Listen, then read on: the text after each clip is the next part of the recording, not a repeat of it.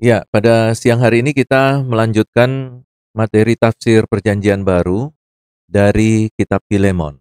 Mari kita baca dulu. Filemon ini hanya ada satu pasal saja, dan itu hanya 25 ayat. Jadi saya akan membacakannya, 25 ayat ini. Oke, kita baca Filemon, setelah itu baru kita masuk di dalam tafsir. Dari Paulus, seorang hukuman karena Kristus Yesus, dan dari Timotius saudara kita, kepada Filemon yang kekasih, teman sekerja kami, dan kepada Apphia, saudara perempuan kita, dan kepada Arkhipus, teman seperjuangan kita, dan kepada jemaat di rumahmu.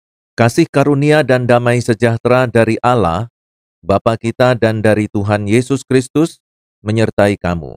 Aku mengucap syukur kepada Allahku setiap kali aku mengingat engkau dalam doaku, karena aku mendengar tentang kasih-Mu kepada semua orang kudus dan tentang iman-Mu kepada Tuhan Yesus. Dan aku berdoa agar persekutuan-Mu di dalam iman turut mengerjakan pengetahuan akan yang baik di antara kita untuk Kristus. Dan kasih-Mu sudah kuperoleh kegembiraan besar dan kekuatan, sebab hati orang kuduslah telah kau hiburkan, saudaraku.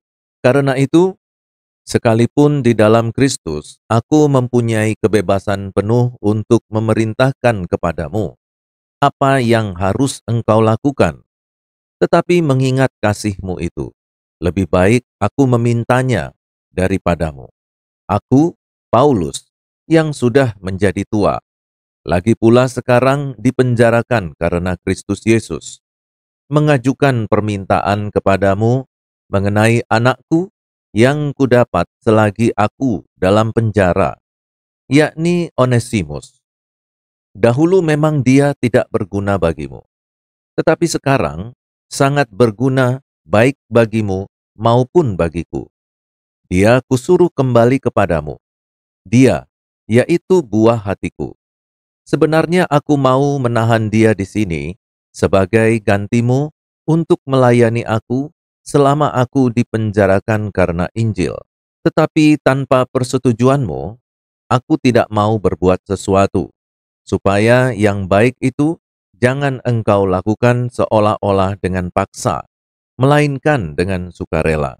Sebab mungkin karena itulah dia dipisahkan sejenak daripadamu, supaya engkau dapat menerimanya untuk selama-lamanya. Bukan lagi sebagai hamba, melainkan lebih daripada hamba, yaitu sebagai saudara yang kekasih. Bagiku sudah demikian, apalagi bagimu, baik secara manusia maupun di dalam Tuhan. Kalau engkau menganggap aku temanmu seiman, terimalah dia seperti aku sendiri. Dan kalau dia sudah merugikan engkau ataupun berhutang padamu, tanggungkanlah semuanya itu kepadaku. Aku, Paulus, menjaminnya dengan tulisan tanganku sendiri. Aku akan membayarnya, agar jangan kukatakan, tanggungkanlah semuanya itu kepadamu, karena engkau berhutang kepadaku, yaitu dirimu sendiri. Ya saudaraku, semoga engkau berguna bagiku di dalam Tuhan. Hiburkanlah hatiku di dalam Kristus. Dengan percaya kepada ketaatanmu, kutuliskan ini kepadamu. Aku tahu lebih daripada permintaanku ini akan kulakukan. Dalam pada itu bersedialah juga memberi tumpangan kepadaku, karena aku harap oleh doamu, aku akan dikembalikan kepadamu. Salam kepadamu dari Epafras, temanku sepenjara karena Kristus, dan dari Markus, Aristarkus, Demas, Lukas, teman-teman sekerjaku. Kasih karunia Tuhan Yesus Kristus menyertai roh kamu. Demikianlah firman Tuhan, berbahagialah setiap orang yang membaca, merenungkan, dan melakukan dalam kehidupan sehari-hari. Kayak mau khotbah aja saya ini ya. Iya, iya, iya. Nah, itulah tadi kisah Filemon antara tiga serangkai, yaitu Paulus, Filemon, dan Onesimus. Nah, dari bacaan yang sudah kita baca tadi, agak sedikit ada gambaran tentang siapa Filemon, siapa Onesimus, dan tentu kita sudah kenal siapa Paulus. Filemon ini adalah seorang Kristen di Kolose. Nah, kalau kita melihat dan membaca surat Kolose, maka kita tahu bahwa Filemon ini adalah jemaat di Kolose. Dan jemaat di Kolose ini adalah jemaat yang didirikan oleh Paulus. Nah, untuk wilayah Kolose itu sendiri, kalau kita melihat peta Alkitab, Kolose itu adalah daerah yang berada di jauh dari pantai. Kolose ini berada di daerah sekitar dataran tinggi yang agak sedikit ke tengah, jauh dari pantai. Kalau ya kurang lebih hampir sama lokasinya dengan Jember, agak jauh dari pantai. Nah, disitulah Filemon tinggal. Dan wilayah Kolose ini adalah wilayah atau satu daerah yang masih dikuasai oleh Kekaisaran Romawi. Nah, dari bacaan yang kita baca, ternyata kita temukan bahwa rumah dari Filemon ini digunakan untuk tempat pertemuan jemaat. Ada sedikit perbedaan antara rumah ibadat dengan rumah tempat pertemuan jemaat.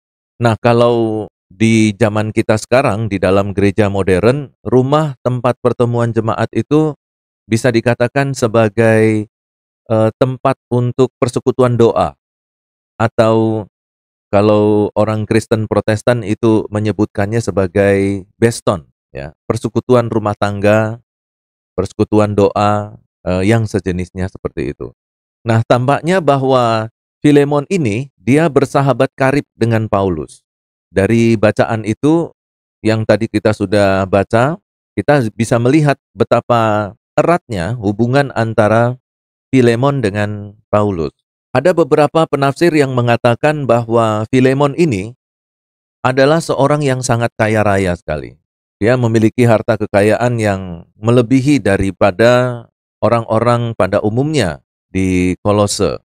Karena itu, ya saya kurang tahu apakah ada pertimbangan-pertimbangan lain dari Paulus sehingga Paulus ini bersahabat dengan Filemon. Apakah karena Filemon ini orang yang kaya? Saya pikir Paulus tidak menjadikan kriteria kekayaan itu sebagai persyaratan untuk mendapatkan teman, ya. Walaupun orang yang kaya itu enak dijadikan teman. Ada gula, ada semut. Maksud saya ada gula, ada semut itu di mana ada orang kaya, di situ banyak orang berkumpul gitu loh. Jadi saya pikir Paulus tidak akan menjadikan persyaratan kekayaan itu sebagai upaya untuk mencari teman, ya. Tetapi kalau kita melihat Filemon ini adalah seorang yang memiliki dedikasi yang tinggi di dalam mengiring Tuhan. Nah, itulah yang menyebabkan bahwa Filemon tadi itu memiliki hubungan yang dekat dengan Paulus. Dan kalau kita melihat bahwa dedikasi Filemon itu bukan saja menjadi jemaat Kolose yang baik, tetapi dia juga menyediakan rumahnya, ya, untuk pertemuan jemaat. Kalau pada zaman itu sebuah rumah itu membuka pintunya untuk perkumpulan-perkumpulan, itu bukan sesuatu yang mudah. Karena di zaman-zaman Filemon, di zaman-zaman Alkitab itu segala sesuatunya sulit didapatkan. Baik itu dari bahan makanan, ya, kemudian materi-materi yang ada di dalam rumah itu sulit sekali didapatkan. Misalnya contohnya kertas. Kalau zaman sekarang ini kertas kita buang-buang. Pada zaman dulu kertas itu mahal sekali. Karena belum ada pabrik kertas, dan kertas itu dibuat secara manual. Jadi satu lembarnya itu bisa sangat mahal. Begitu juga dengan tinta. Tinta itu adalah satu alat yang sangat mahal pada waktu itu. Jadi kalau kita bayangkan bagaimana salinan-salinan kitab suci ditulis, itu membutuhkan biaya yang sangat besar. Apalagi di zaman dulu hanya 1-2 orang saja dari 10.000 orang yang bisa menulis. Jadi kalau misalnya kita minta seorang juru tulis untuk menuliskan salinan kitab suci itu, ya misalnya surat Filemon atau surat Korintus yang banyak ayat dan pasalnya itu biayanya besar sekali tuh, ya. Tetapi kalau misalnya sampai sekarang itu kita temukan fakta bahwa kita sudah punya Alkitab dan kita menemukan ada ribuan naskah kitab suci, itu harga yang sangat mahal sekali. Nah, begitu juga ketika seseorang itu mengundang ya teman-temannya untuk datang ke rumah, itu harus menjamu ya. Menjamu itu bukan memberi memberi jamuan, memberi jamu bukan. Kalau di Jawa itu ada jamu, jamu sinom, jamu beras kencur, jamu pahitan, bukan jamu itu. Menjamu itu ya apa namanya menservis. Menservis orang-orang yang datang itu dengan apa namanya makanan dan minuman pada waktu itu mahal-mahal semua karena sangat sulit untuk didapatkan. Dan itu juga harus membutuhkan budak. Dan saya pikir dengan semua fakta ini, saya dapat mengambil kesimpulan bahwa Filemon ini adalah orang yang kaya. Karena untuk melayani jemaat yang banyak yang datang ke rumahnya dia untuk beribadah, dia membutuhkan banyak budak.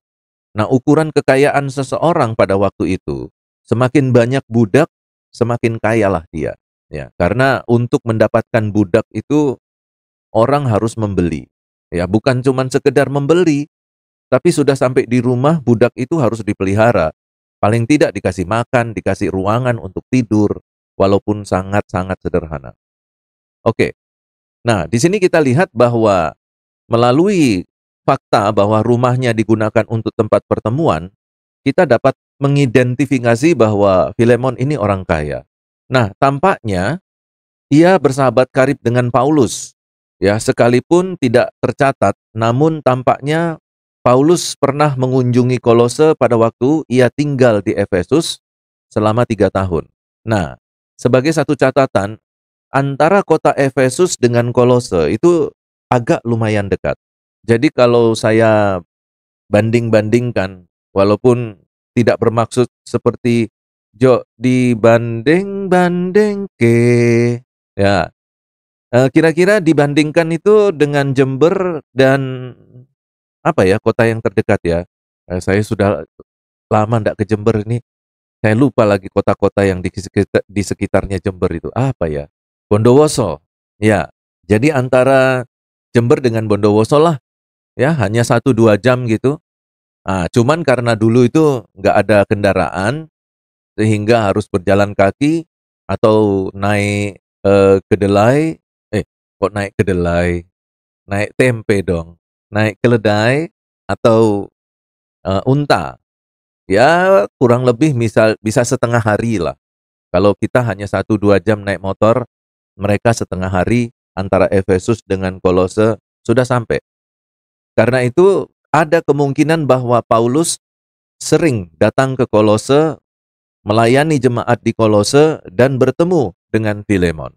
Dan kalau kita membaca beberapa ayat yang tadi kita baca tadi, di ayat yang ke-22, dalam pada itu bersedialah juga memberi tumpangan kepadaku, karena aku harap oleh doamu aku akan dikembalikan kepadamu. Jadi dari ayat 22 ini, kita dapat menafsirkan bahwa Paulus sering tinggal di rumah Filemon. Ya, jadi setiap kali Paulus dari Efesus, karena Paulus itu tinggal di Efesus 3 tahun. Nah, kenapa Paulus tinggal di Efesus selama 3 tahun? Karena Efesus ini kota pelabuhan, kota yang dekat dengan laut. Jadi untuk akses transportasi laut itu sangat mudah sekali. Karena itu Paulus lebih banyak tinggal di Efesus daripada di Kolose. Kalau di Kolose itu daerah yang pegunungan, perbukitan, dan masih banyak hutan di sekitarnya. Dan untuk masuk ke sana untuk mendapatkan untuk akses segala sesuatunya, memang Kolose tidak semudah seperti di Efesus. Karena itu kita bisa memaklumi ya kenapa Paulus lebih banyak tinggal di Efesus daripada di Kolose. Bukan karena Paulus itu menganaktirikan Kolose, bukan ya. Saya pikir Paulus bukan seperti itu. Kenapa saya yakin Paulus tidak seperti itu? Karena Paulus sudah hidup di dalam pertobatan. Dan Paulus itu hidup di dalam kuasa Roh Kudus. Nah, kalau ada Roh Kudus di dalam diri seseorang, maka Roh Kudus itu akan memampukan orang itu untuk melakukan firman Tuhan dan berbuat baik. Maka tidak mungkin seseorang yang sudah dikuasai Roh Kudus seperti Paulus ini kemudian memandang bulu, memperlakukan tidak seimbang antara Efesus dan Kolose, itu tidak mungkin.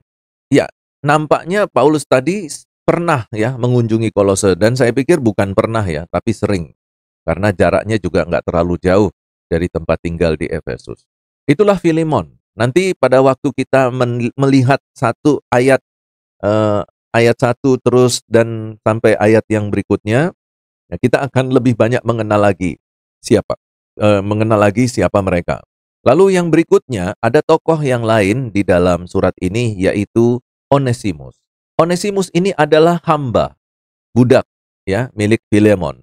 Tentunya ia seorang pemuda yang gagah perkasa, sebab pasukan Roma biasanya hanya menangkap orang-orang yang gagah perkasa untuk dijual sebagai hamba. Ya, jadi apa yang disampaikan dalam kalimat ini memang benar. Saya sempat melihat sebuah film yang berjudul Gladiator. Gladiator. Film itu judulnya Gladiator, tetapi bukan film bioskop ya, tapi film seri. Jadi film itu kurang lebih ada antara 30 sampai 35 seri. Saya tertarik melihat film itu di samping eh, ingin mendapatkan hiburan, tetapi saya ingin mencari banyak informasi tentang kehidupan bangsa Romawi pada zaman Alkitab. Dan memang luar biasa sekali, film ini menampilkan kehidupan nyata pada situasi zaman Alkitab. Nah, di salah satu adegan di dalam film itu ditampakkanlah bagaimana cara orang itu mendapatkan budak, lalu kemudian menjual budak. Lalu ada orang-orang kaya datang memilih-milih budak dan kemudian membelinya. Nah, jadi seperti yang tadi yang saya sampaikan bahwa Onesimus ini memiliki postur tubuh yang gagah perkasa. Kalau anak-anak muda zaman sekarang itu menyebutnya six-pack ya. Saya pikir Isabella tahu six-pack ya. Karena salah satu kriteria Isabella itu dalam memilih pacar itu pacarnya harus six-pack. Ya. Jadi six-pack-nya ya tahulah pokoknya six-pack itu gagah perkasa lah kayak seorang olahragawan gitu ya. Ya, ya itu. Nah, jadi di dalam film itu digambarkan bahwa beberapa budak laki-laki yang memang ada yang gagah perkasa, ada yang biasa-biasa. Lalu ada juga budak-budak perempuan yang dijual. Nah, jadi kemudian datanglah orang kaya, nanti dia memilih. Dan biasanya orang-orang kaya pada waktu itu kalau memilih budak laki-laki, itu akan dipilih yang sispek itu, yang gagah perkasa. Karena tujuannya di samping mereka menjadi budak yang membantu semua urusan rumah tangga, tapi budak itu juga akan dilatih untuk menjadi gladiator. Nah, nanti di dalam sebuah pertandingan, para bangsawan atau orang-orang kaya yang memiliki budak-budak gladiator itu akan bertanding. Jadi kalau budaknya menang, dia mendapatkan uang. Jadi kayak semacam berjudi dengan menggunakan gladiator. Siapa gladiator? Ya budak-budak gagah perkasa itu.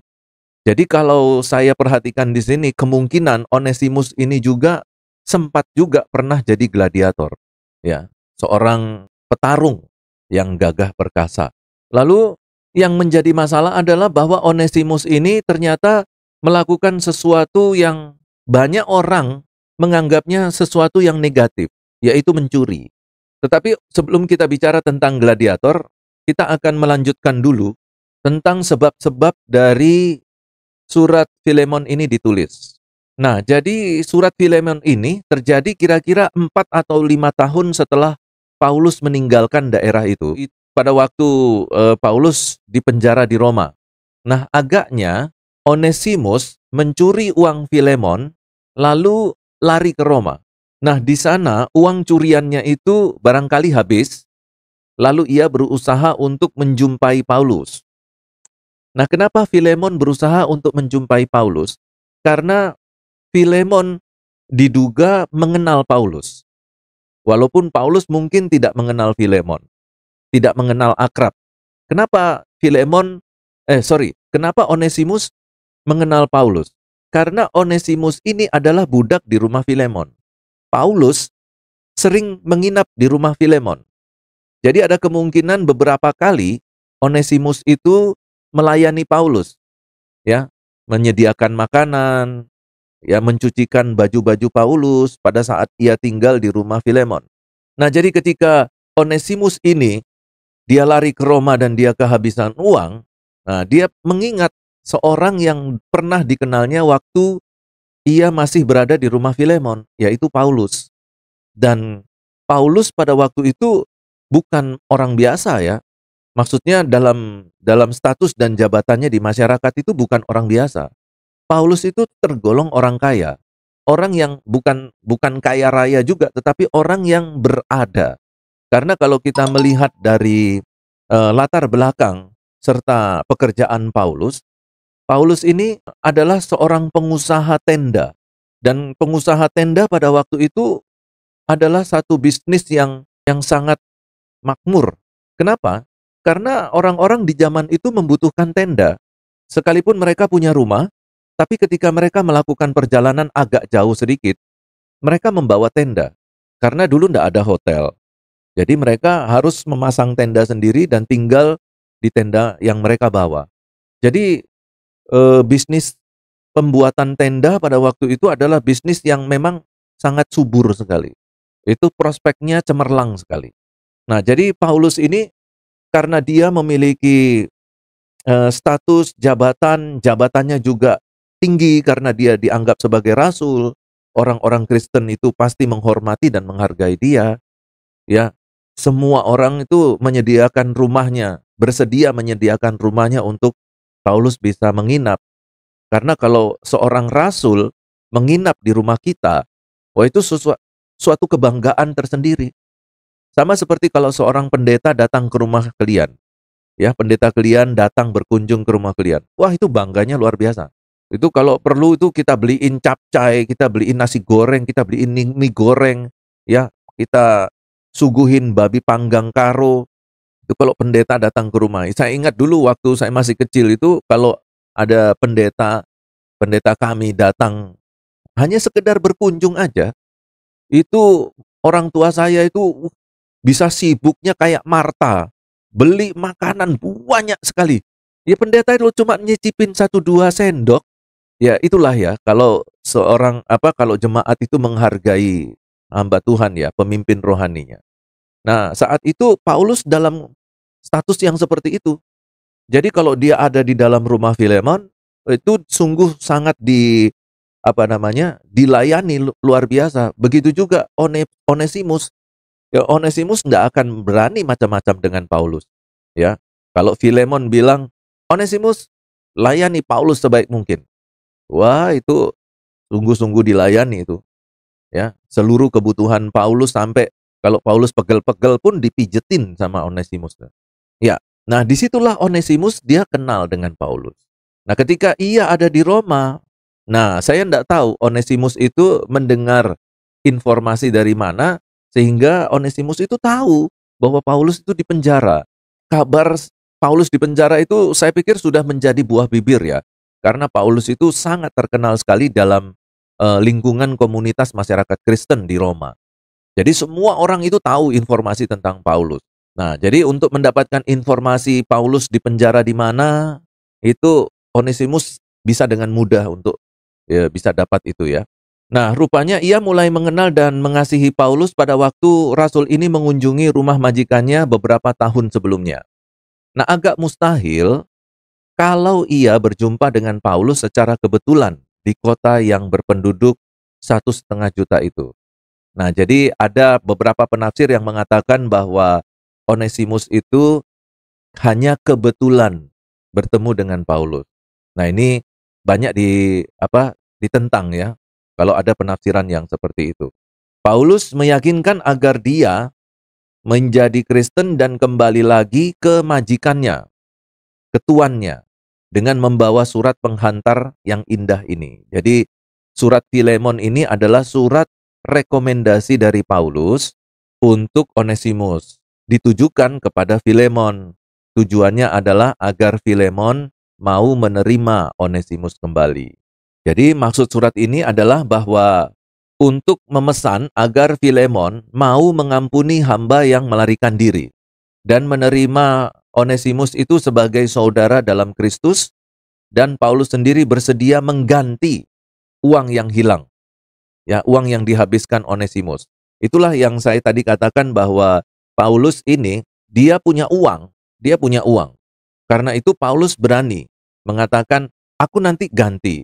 Dan surat ini begitu indah, baik budi bahasa maupun kebijaksanaan atau kehalusan dari dan pencapai puncak dengan permintaan agar Filemon itu mau menerima Onesimus.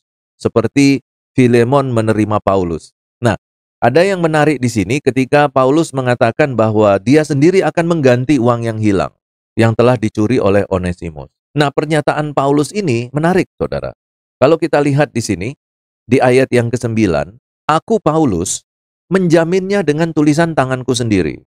Aku akan membayarnya, agar jangan kukatakan, tanggungkanlah semuanya itu kepadaku, karena engkau berhutang padaku, yaitu dirimu sendiri. Nah, jadi Paulus di sini tidak mau trik-trikan, ya, tidak mau main agak curang gitu ya. Maksudnya gini, ada orang-orang tertentu, dan biasanya itu bukan orang-orang tertentu ya, saya lurus-lurus aja lah ya. Ada hamba-hamba Tuhan itu yang menggunakan kesempatan di dalam kesempitan. Contoh, ada seorang hamba Tuhan datang ya ke rumah pengusaha, lalu katakan gerejanya begini, kurang dana ini, anaknya sakit, dan lain sebagainya. Pokoknya dia itu menyampaikan pokok doa di telinganya orang kaya gitu ya, pendeta itu. Nah, akhirnya orang kaya ini melihat, wah ini bapak pemimpin rohani kok kayak kena masalah keuangan gini ya, akhirnya uang dikeluarkan. Atau ada juga pendeta-pendeta itu yang datang, hamba-hamba Tuhan tuh datang ke rumah orang kaya, lalu bilang, mau pinjam uang. Kami mau pinjam uang kepada Bapak, kami mau membangun gereja. Nanti uang itu akan kami kembalikan, Pak. Pasti, gereja akan mengembalikan uang Bapak. Tapi sebenarnya di dalam otaknya hamba Tuhan itu berpikir begini, ya mudah-mudahan nanti dibilang nggak usah dibayar lah. Maksudnya gini, kan dia sudah orang kaya. Jadi kalau hamba Tuhan ini kita pinjam uang untuk pembangunan gereja, walaupun istilahnya pinjam uang, tapi pasti orang kaya itu bilang nanti, nggak usah dibayar lah, gitu. Atau nanti pura-pura lupa, gereja pura-pura lupa, terus bayarnya sedikit-sedikit, ya agak sedikit curang lah, karena memanfaatkan kekayaan dari jemaat. Nah, Paulus tidak mau begitu. Jadi di ayat yang ke-19, Paulus mengatakan, aku nggak mau curang, kalau aku bilang bayar, aku akan bayar. Lalu aku juga tidak mau berpikir begini, aku bayar, tapi anggap lunas ya, karena kamu kan saya sudah layani secara rohani. Kamu berhutang kepada saya harta jasmani. Jadi anggap aja impas, saya bayar kerugian kamu oleh karena Onesimus. Nah, sekarang kamu juga kan kamu kan juga harus memberikan persembahan kasih kepada saya, kata Paulus gitu. Ya, jadi anggap aja semuanya lunas.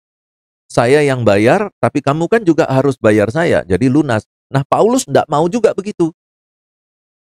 Ya, sekalipun Filemon itu berhutang kepada Paulus, yaitu hutang harta jasmani, tapi Paulus tidak mau menggunakan eh, kesempatan itu atau keadaan itu. Paulus katakan, kalau saya mau katakan bayar, saya pasti bayar. Saya tidak mau licik, saya tidak mau curang. Saya akan bayar. Nah, terimalah Onesimus. Nah, perhatikan ya, Onesimus ini adalah seorang budak. Pada waktu dia mencuri sesuatu dan dia melarikan diri, itu hukumannya sangat berat sekali. Hukumannya dia bisa dihukum mati, Onesimus itu. Nah, tetapi luar biasanya, Onesimus bertemu dengan Paulus, dan dalam pertemuan itu terjalinlah satu persahabatan, ikatan persahabatan antara Paulus dengan Onesimus. Sehingga Paulus mengatakan bahwa Onesimus ini adalah orang yang sangat dekat. Di dalam ayat 12, Paulus mengatakan bahwa Onesimus ini adalah buah hatiku. Ya, dia yaitu buah hatiku. Itu maksudnya Onesimus. Nah, saya tidak tahu bagaimana kisah pertemuan antara Paulus dengan Onesimus, apa yang terjadi pada waktu itu di sana. Tetapi Paulus ini dalam tanda petik sudah jatuh cinta kepada Onesimus. Bukan jatuh cinta laki-laki dengan laki-laki, bukan ya. Tetapi sudah memiliki hati sahabat ya dengan Onesimus. Bahkan Onesimus itu dijadikan seperti anaknya sendiri. Karena kita tahu bahwa Paulus pada waktu itu sudah menjadi tua. Ayat yang ke-9, tetapi mengingat kasihmu itu lebih baik aku memintanya kepadamu, aku Paulus, yang sudah menjadi tua. Jadi Paulus ini sudah menjadi tua. Jadi Onesimus itu seperti anaknya sendiri. Makanya dikatakan dia itu buah hatiku. Dan kalau Paulus mengatakan dia ini buah hatiku, berarti Onesimus ini berhasil mengambil hati Paulus di dalam pertemuan dan pertemanan mereka. Dan Paulus pun di dalam surat rekomendasinya mengatakan bahwa Onesimus itu buah hatinya kepada Filemon. Tetapi masalahnya adalah Onesimus ini melakukan kejahatan besar. Seorang budak itu tidak boleh lari dari rumah tuan. Itu kalau lari dan ketangkap itu bisa dibunuh. Disiksa dulu biasanya.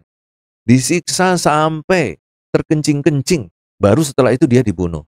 Bagaimana dengan nasib Onesimus? Dalam Alkitab tidak diterangkan bagaimana nasib Onesimus selanjutnya. Tetapi ada tradisi yang mengatakan bahwa Onesimus ini diterima oleh Filemon. Dan kemudian Onesimus ini dibebaskan sebagaimana yang dianjurkan oleh Paulus. Karena Paulus sendiri berharap bahwa Onesimus bisa melayani dia di masa tuanya.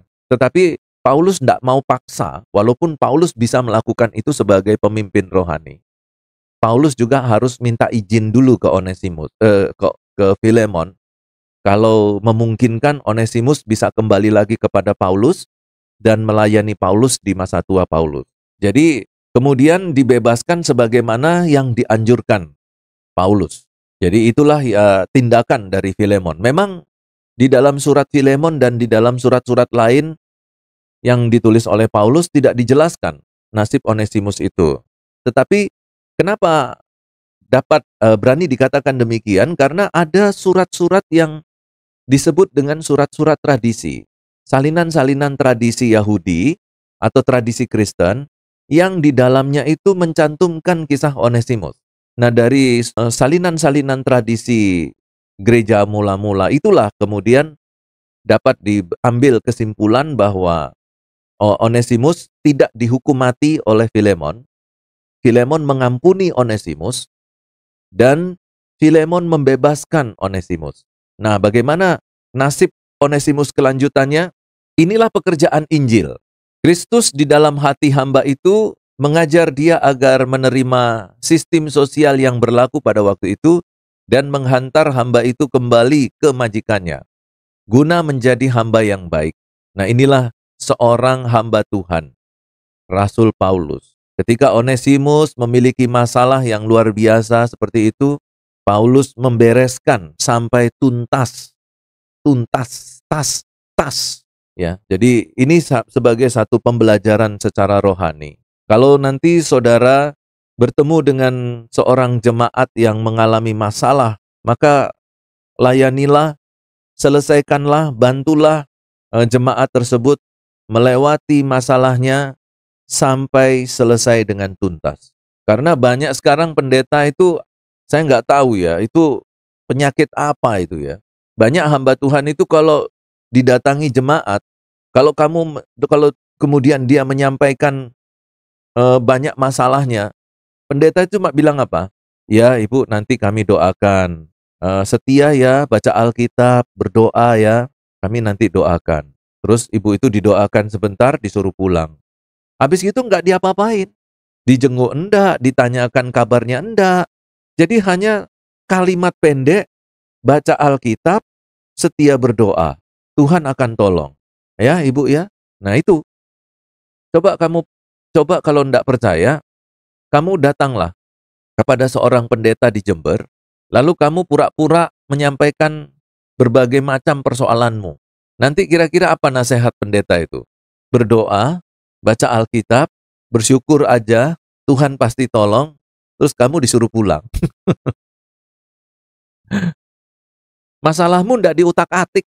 Hamba Tuhan itu tidak akan pernah merelakan waktunya memikirkan bersama-sama dengan kamu bagaimana mencari jalan keluar. Nggak ada itu. Saya sampai sebesar ini. Saya sudah seumur segini pun, saya kalau minta tolong seorang hamba Tuhan, nggak ada yang pernah menolong saya sampai tuntas. Nggak ada. Dia cuman kasih nasihat itu ya kira-kira menolong 5% lah. Cuman sedikit menghibur 1-2 jam pada waktu ngobrol. Setelah itu saya kembali dengan masalah saya sendiri, harus pikul sendiri. Tapi kalau saya lupa perpuluhan, waduh, pendeta ingatkan itu di atas mimbar dengan suara hampir berteriak-teriak. Jadi itulah kira-kira garis besar dari seluruh kitab Filemon. Sekarang mari kita lihat, jadi kalau dengan cerita ini, nanti kalau kita bahas satu persatu ayat ini, ayat-ayat yang ada di Filemon, itu kita jadi terang benderang. Kita kembali ke ayat 1. Dari Paulus, seorang hukuman karena Kristus Yesus, dan dari Timotius saudara kita kepada Filemon yang kekasih, teman sekerja kami. Nah, di sini kita lihat bahwa pertama, Paulus dalam menulis surat itu pinter dia. Dia pakai strategi itu Paulus. Dia katakan seorang hukuman. Kalau kita bertemu dengan seseorang yang kemudian bertemu dengan seorang pemimpin kita yang sekarang ada di dalam masalah, pasti kita akan menghargai, menghormati, dan berusaha untuk menolong. Jadi Paulus menempatkan diri pada posisi seorang hukuman. Kalau di surat yang lain, Paulus katakan apa? Seperti di Galatia. Paulus bilang apa? Aku, hamba Allah, Rasul Yesus Kristus. Jadi Paulus ingin menunjukkan status kerasulannya itu di awal suratnya. Tapi kepada Onesimus, dia bilang apa? Aku seorang hukuman. Jadi di sini kita melihat bahwa ada satu kerinduan dari Paulus supaya Onesimus itu bisa memahami gambaran seorang hukuman itu seperti apa. Bahwa nanti di dalam suratnya ada seorang hukuman juga yang lain, yaitu siapa? Onesimus. Jadi Paulus yang sekarang dalam status menjadi orang hukuman, nanti supaya bisa nanti dibandingkan dengan Onesimus yang juga statusnya sebenarnya di hadapan Filemon sebagai orang hukuman. Kalau Filemon itu mau mengasihi Paulus dengan kasih yang luar biasa dalam situasi kondisi Paulus menjadi orang hukuman, maka Paulus juga berharap apa yang Filemon lakukan untuk dirinya, Filemon juga lakukan itu untuk Onesimus. Karena Onesimus juga dalam tanda petik sebagai orang hukuman. Dan hukuman yang menunggu Onesimus itu adalah hukuman mati. Jadi itu luar biasa sekali itu. Ya, kalau ketika Paulus mengatakan di bagian depan aku hukuman karena Kristus Yesus, itu nanti akan mengarah kepada persoalan utama di dalam suratnya, yaitu bahwa Onesimus juga bukan saja seorang hukuman karena Kristus, tetapi Onesimus itu adalah seorang hukuman yang sudah siap dijatuhi hukuman mati oleh Filemon. Karena Filemon itu pemilik Onesimus, dan di situ dikatakan bahwa Filemon itu adalah teman sekerja dari Paulus. Jadi dari sini kita melihat bahwa sebenarnya pada waktu pertemuan-pertemuan antara Filemon dan Paulus, pada waktu Paulus melakukan kunjungan pelayanan ke Kolose, disinilah mereka kemudian menjadi sahabat dan menjadi teman sekerja. Ya, teman sekerja dan melayani bersama-sama di Kolose.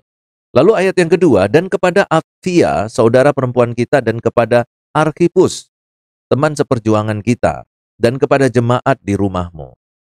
Nah, jadi kalau kita berpikir tentang kata jemaat di sini, ada kemungkinan Filemon ini sudah menjadi pendeta dia, ya, sudah menjadi pemimpin agama, pendeta, dan jemaat itu ada di dalam rumah Filemon, dijadikan tempat untuk pertemuan jemaat, dan bisa saja itu merupakan cabang daripada gereja Kolose, ya, pos PI-nya, pos PI dari gereja Kolose itu.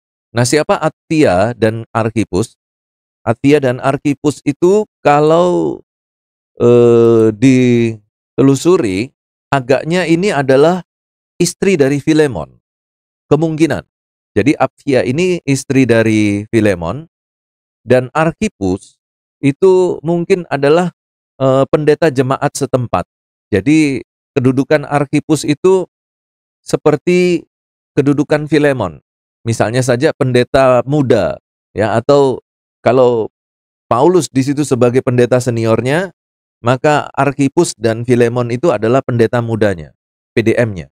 Kemudian mereka semua ini adalah teman seperjuangan dan juga untuk semua jemaat-jemaat yang ada di Kolose. Begitu kata Paulus di ayat yang kedua. Kemudian ayat yang ketiga, Paulus memberkati dulu, ya.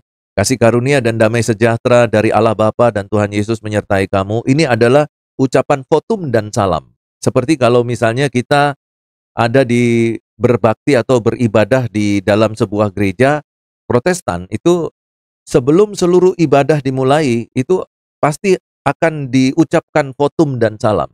Kasih karunia dan damai sejahtera dari Allah Bapa kita dan dari Tuhan Yesus menyertai kamu sekalian. Baru setelah itu dilanjutkan dengan taakta liturgi yang lain. Ayat 4, aku mengucap syukur kepada Allahku setiap kali aku mengingat engkau dalam doaku. Nah, ini menarik sekali. Kenapa? Karena Paulus itu tidak pernah berhenti mendoakan semua orang, semua gereja yang dia layani. Jadi Paulus ini adalah pendoa yang setia dan disiplin. Ya, kalau coba kita lihat dulu ya, kata kerjanya yang dipakai kata kerja apa? Karena menarik sekali kalau misalnya saja yang dipakai kata kerjanya itu adalah present indikatif aktif. Wah, itu luar biasa sekali. Tapi saya belum mengecek sampai ke sana, dan ini waktu yang terbaik untuk mengecek sekalian ya. Ayat yang keempat. Nah, di sini disebutkan dalam bahasa Yunaninya, Eukaristo to theo mu pantote mneian su poiumenos epi tun proseukonmu. Nah, jadi kalau di sini disebutkan prosoikon. Prosoikon itu doa. Ya, kalau mengingat, meneian, remember. Meneian itu remember. Jadi kalau disebutkan di sini ada pantote. Pantote ini adalah kata keterangan yang artinya selalu. Nah, kalau di bagian aku berterima kasih, aku bersyukur, itu menggunakan present indikatif aktif. Jadi kalau kita melihat dari konstruksi tata bahasanya di ayat yang keempat, bahwa Paulus itu mengucap syukur itu terus-menerus, present indikatif aktif. Terus-menerus mengucap syukur. Nah, mengucap syukur itu Paulus lakukan di dalam doa, ya, prosoiken tadi ya. Itu jadi ketika dia berdoa, dia mengucap syukur. Dalam ucapan syukur di dalam doanya itu ditulis dalam bentuk present indikatif aktif. Itu artinya bahwa Paulus itu terus-menerus berdoa. Kalau tidak setiap jam dia berdoa itu secara berkala. Nah, kita tahu bahwa orang Yahudi, agama Yahudi di zaman Tuhan Yesus Kristus, itu memiliki aturan doa. Aturan doa orang Yahudi itu minimal itu 7 kali di dalam sehari berdoa. Tetapi kalau mau setia berdoa, itu 19 kali dalam sehari berdoa. Nah, kita berdoa dalam sehari berapa kali? Coba kita hitung. Makan pagi, makan siang, makan malam, 3. Mau tidur, 4. Bangun tidur, 5. Terus, apa lagi? Doa saat kuliah. Misalnya 4 kali pertemuan. 5 tambah 4, 9. Baru 9. Taruhlah kalau di dalam 1 kali pertemuan kuliah, 2 kali doa. 4 kali pertemuan, 8 kali doa. Di 8 tambah 3. 8 tambah 5. Masih 13. Orang Yahudi 19. Itu orang Yahudi normal. Orang Yahudi normal. Kalau kita, maksudnya bukan normal sakit jiwa, bukan ya. Orang Yahudi biasa, orang Yahudi awam. Itu kalau orang Farisi lebih banyak lagi. Nah, Paulus itu orang Farisi dulunya. Jadi dia tuh terbiasa berdoa terus. Jadi kalau dikatakan berdoa, mengucap syukur, ya di ayat yang keempat itu di dalam bentuk present indikatif aktif, mungkin kita yang di dekatnya Paulus itu jadi bosan. Setiap kali lihat Paulus, dia lagi doa. Nanti dia melek sebentar, ngobrol-ngobrol-ngobrol, dia doa lagi. Nanti kita tinggal sebentar, kita masuk ke dalam rumah lagi, ketemu Paulus, dia lagi doa. Itulah seorang rasul. Tetapi di zaman sekarang, kalau kita tanya Pak Pendeta, gimana doanya? Ya, karena saya pernah mendengar seorang pendeta katakan begini, saya terus terang saudara-saudara, saya ini pendeta, tapi kalau doa itu saya nggak kuat lama-lama. Pernah nggak dengar kayak gitu? Ada yang jujur-jujur gitu. Ada, saya beberapa kali dengar itu. Ya, pendeta melayani di jemaat, tapi nggak kuat doa lama. Kemudian, sampai di ayat 5 dulu ya.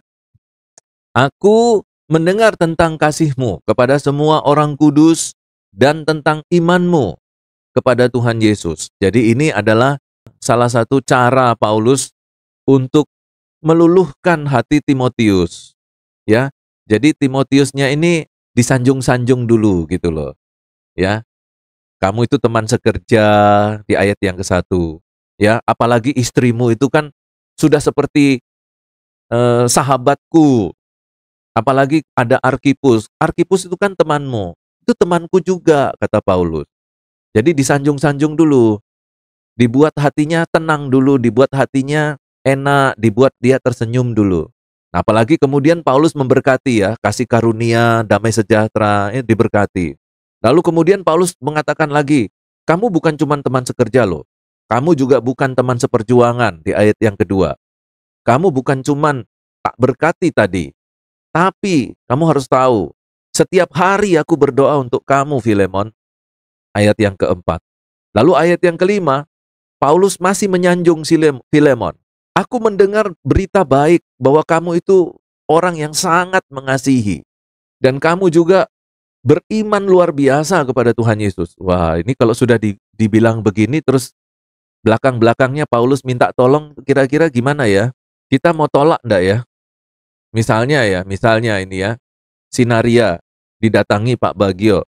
Sinaria, kamu baik, kamu cantik ya. Saya dengar kamu pinter loh. Saya dengar kamu itu rajin berdoa. Saya dengar imanmu bertumbuh loh di STT ini. Apalagi waktu kemarin saya telepon papamu tuh bilang supaya anggap Sinaria itu sebagai anak di sini ya. Jadi kalau mau dinasehati, nasehati saja Pak Pendeta Bagio. Jadi saya itu melihat kamu seperti buah hatiku, Sinaria. Nah, lalu belakangnya Pak Bagio bilang gini, Sinaria, saya boleh enggak minta tolong? Nah, kira-kira Sinaria kalau sudah digitukan, berani mau tolak enggak? Nolak sudah enggak enak hati. Ya, sudah disanjung-sanjung dulu.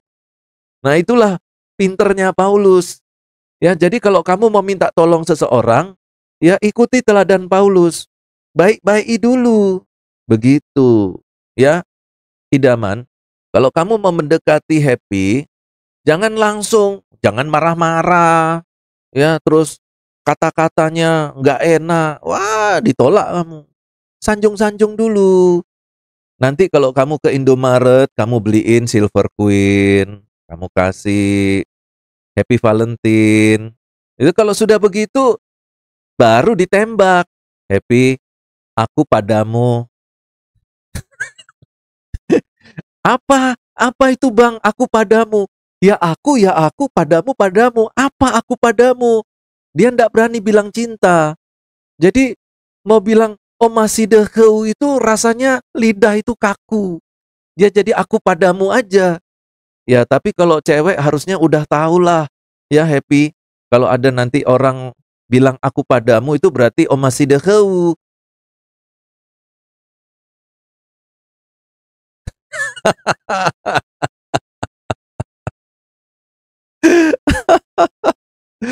Ya, Rahmat, Ferdin, kamu kalau dekati cewek, kamu harus pakai triknya Paulus.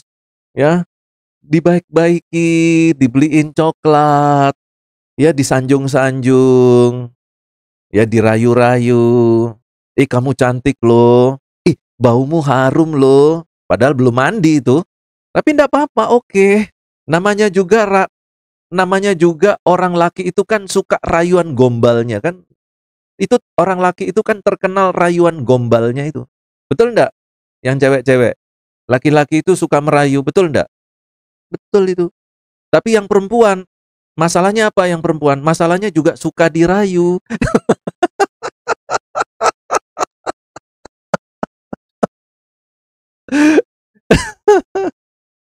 Jadi giliran ndak dirayu-rayu, ngambek. "Kamu kok aneh sih, Bang?" "Loh, aneh kenapa?" "Biasanya kamu suka bilang aku cantik, hari ini kok kamu nggak bilang aku cantik?"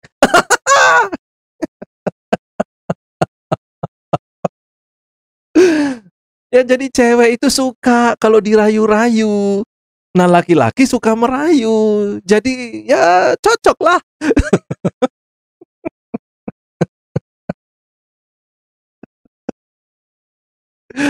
Aduh aduh. Ya udahlah kita istirahat dulu lah.